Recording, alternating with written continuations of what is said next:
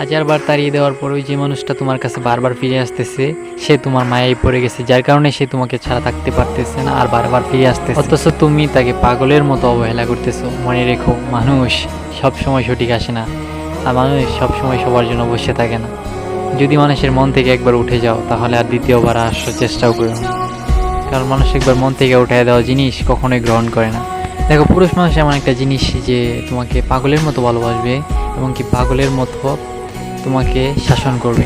কোনো পুরুষই চাইবে না যে অন্য একটা পুরুষ তার শখের নারীকে দেখুক বা শখের নারীর সাথে কথা বলুক।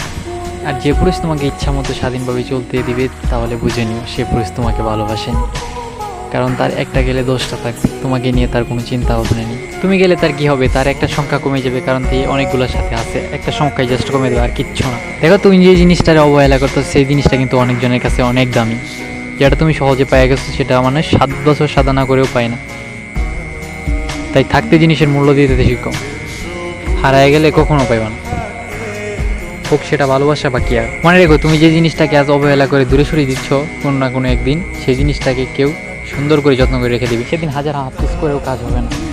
দেখো, আমি আমার চ্যানেলে এই বিষয় নিয়ে একটা ভিডিও বানিয়েছিলাম, সেই ভিডিওটা অনেকজনই দেখছে এবং কি অনেক ভিউয়ার্স হয়েছে, যার কারণে আমি দ্বিতীয় ভিডিওটা বানাইলাম। আর কাজের ব্যস্ততার কারণে আমি সঠিক সময় ভিডিও আপলোড করতে পারি না, যার কারণে আমি সবসময় অ্যাক্টিভ থাকতেও পারি না। দেখো, এটা আমার ফার্স্ট ভয়েস ভিডিও, আমি এর আগে কখনো ভয়েস ভিডিও তৈরি করি নাই। যদিও ভুল হয়ে থাকে তাহলে ক্ষমা করে দিও, আর অবশ্যই নিজের ছোটো ভাই হিসাবে হলেও চ্যানেলটাকে সাবস্ক্রাইব করে দিও।